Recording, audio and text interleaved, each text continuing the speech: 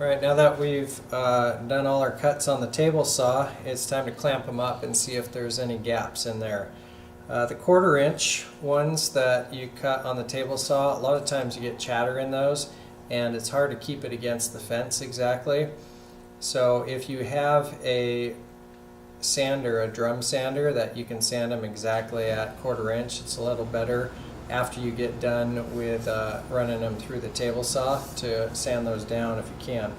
But we're going to go ahead and check it, see what it does. I'm going to align these all to one side, all my boards, because what's going to happen is we're going to glue this up, and if they move back and forth like this, then what happens is you only get the smallest one on this one and the smallest or the shortest on both sides. So my board's going to end up being only like 15-14 inches long. So if you line them all up with one side, then you get the maximum length out of all these boards. So now that I have that side lined up, usually I would just squash them and check it, but these metal clamps are really nice because you get a lot of pressure out of them, but unfortunate is they're towed in, and it's good because it clamps your boards down. But a lot of times when it tows in, that board on the outside gets bent out of shape, no pun intended. So we're going to put in some sacrificial boards on each end. And these sacrificial boards, it's really important that their height is not higher than your last board. If this sacrificial board is higher, it means it's going to bring that board before it up as well. So you want it a little lower so it's actually pushing in the middle of it. It's pushing in the middle of that last board, and then it will squash the boards square together instead of at an angle. So I'm going to clamp this up now. I put a little bit of pressure on one side, come back to the other, put a little bit more pressure, and then actually tighten them down.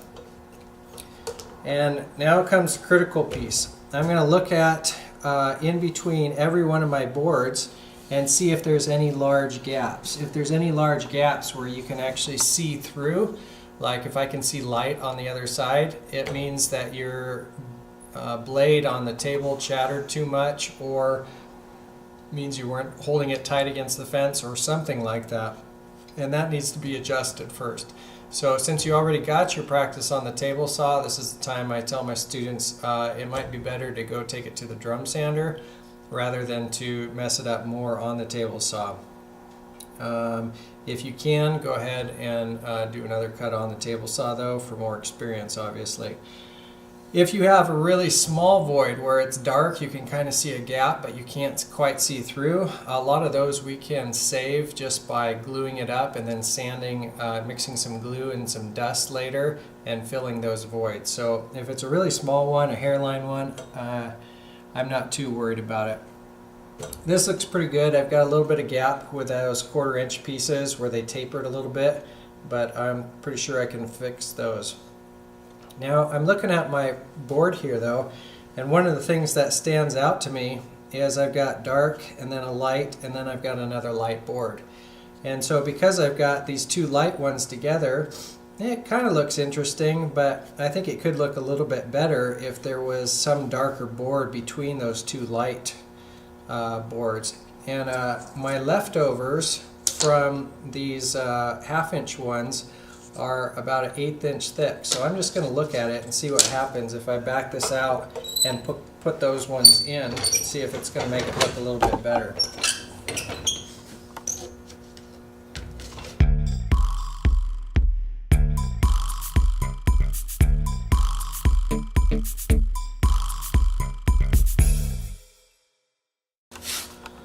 So I've put this extra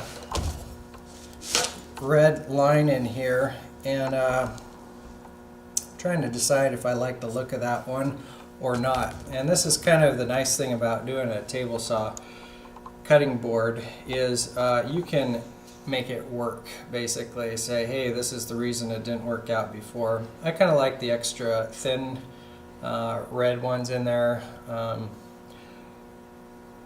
To each his own, you know.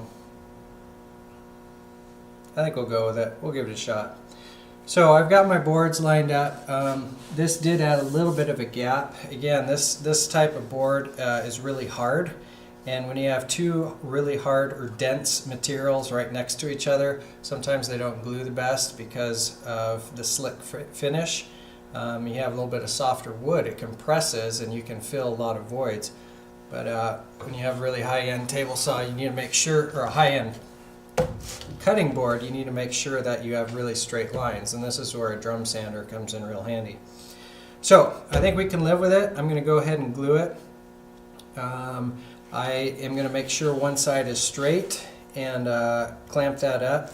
And this is where if you had cut your pieces down to 16 inches ahead of time and then tried to do this, this is where the boards will squeeze and they'll move a little bit, and there's no way to get 16 inches afterwards. So this is why we went a little bit longer. And then I didn't cut them exactly to 17 inches because that whiteboard was already a certain length and there was no need to sacrifice more. So it came out a little bit bigger, which is better because you can sell it for probably a little bit more money if you're into that sort of thing. So I'm going to get some glue now and we'll see how it goes. I'm going to stretch out my clamps here, pull my boards back, and then I'll flip these all down so I can glue them. One of the things you notice is that we have a really kind of messed up board here and we have a messed up board here. These are the ones where I joined the bottom side, but I didn't do anything to the top side, and the reason why is because we're going to plane it all together here in a little bit, so it doesn't make any sense to plane the top of that. The bottom I needed square so that I could cut it square, but the top really doesn't matter. So I'm going to flip these all to the side so I can glue. I want to glue this side. I don't need to glue the outside edge because I don't want to glue it to my sacrificial piece, but all the inside edges I want to glue. So I'll tip them all up so that I know which ones I want to glue, which faces I want to glue. And it's easy to get confused sometimes on this step. You also notice that the red ones are a lot taller. If I wanted to save some time, I could take these taller ones over to the table saw and rip them all down to 1 inch tall. And then when I take it to the planer after it's glued, it's not going to take me so long. But I realized it's only about 3/8 of an inch, so it's actually going to be faster to glue it and you go take it to the planer than it is to take those all out and cut them individually on the table saw.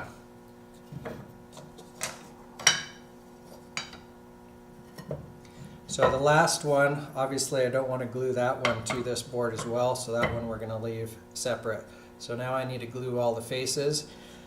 If you have a partner you can join up with or work with at this stage, it's really good because by the time you're gluing half of them, they're already starting to dry when you're starting to glue the rest of them. So if you can buddy up with somebody for this step, it makes it go a lot faster, and it's a lot less messy too.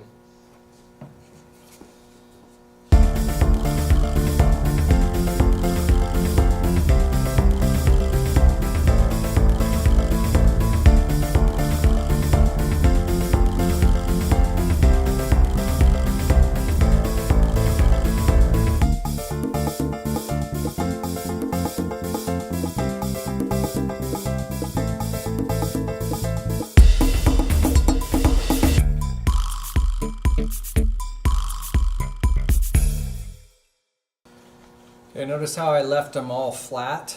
I didn't flip them up until I was done, and the reason why is if you stand them up, the glue is going to start draining off. Now usually I'll have a bigger piece of, usually I use just scrap paper to put underneath because cardboard tends to build up glue, and then when you're sanding something later you'll have indentations. The glue dries really hard and you can put a mark in your board.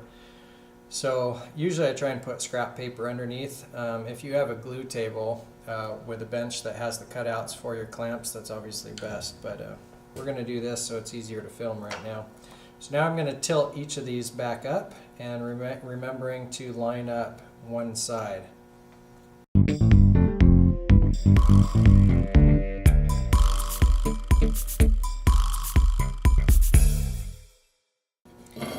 Probably noticed that we had paper towels here, and the reason for that is exactly that. As soon as you get done gluing, you're going to want to grab the clamps, and there's a tendency to get glue all over the clamps because you're rushing if you don't have your wet paper towel ahead of time. So what I'm going to do is clamp this, and when I do it, the first thing that's going to happen is all the boards are going to go and they're going to squeeze and go all over the place. And so I'm not too worried initially when I clamp it if there's a lot of movement. What I'm doing is I'm getting all the extra glue out between those boards. So first I'm going to clamp it, and then I'm going to unclamp it, and then I'm going to force all the boards into the right place, and then that time if there's movement it's going to be a problem. Also, notice how I have the same style of clamps. I have two eye clamps that are the same length and the same height. If you have one that's dissimilar, it can make your board clamp at an angle, and then it takes a long time to plane that out. So I pushed them together, got my clamps. Now I'm going to put a little bit of pressure and then go back, a little bit of pressure here, and then go back and forth. And you can see this one's already trying to get out of there, squeeze out. So I'm going to force it back just for a little bit and get all that extra glue out. And you don't want to leave it there too long, because immediately when you put it under pressure, your board will start gluing or hardening. Your glue is going to start hardening. So I'm going to take it back apart now, and now I'm going to force all those boards back down in the same place. And sometimes you need a sacrificial piece with a mallet to force those together.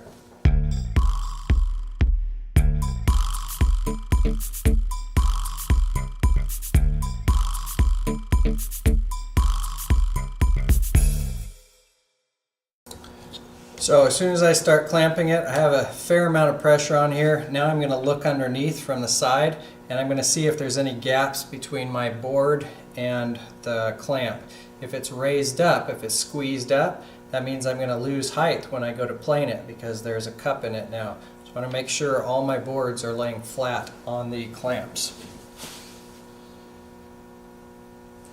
Again, I don't have a whole lot of pressure on here, I just have it snug, and that way I should be able to move the board if I need to.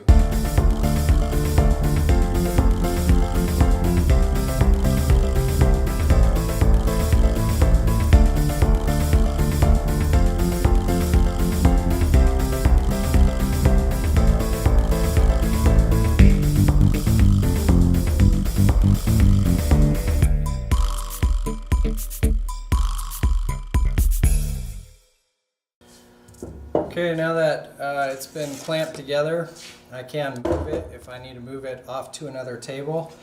And the last thing I'm going to do is try and wipe off any unnecessary glue, because all that glue is going to harden, and once it hardens, it's really hard on the blades, on the planer blades. It chips them.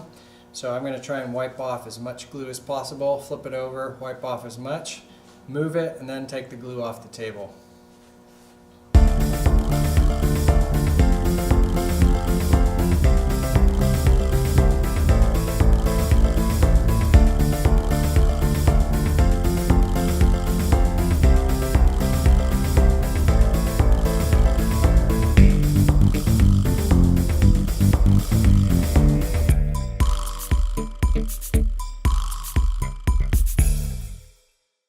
A couple things I should mention before I go on. These metal clamps, they're going to leave some serious black glue. It's going to react with that glue. It's going to leave some serious black marks on your board. So when we take these clamps off, we're going to have to scrape it right there. Also, I forgot to mention, but as you're looking for wood for your cutting board, you can take a wet rag and you can touch the board with that wet rag. Let it soak in a little bit, and that's going to basically tell you what the color is of that wood when you put your stain on it. So you can see this red really pops when it comes out next to these white boards. So I think it's going to look pretty nice. Now I'm going to clean up the table underneath.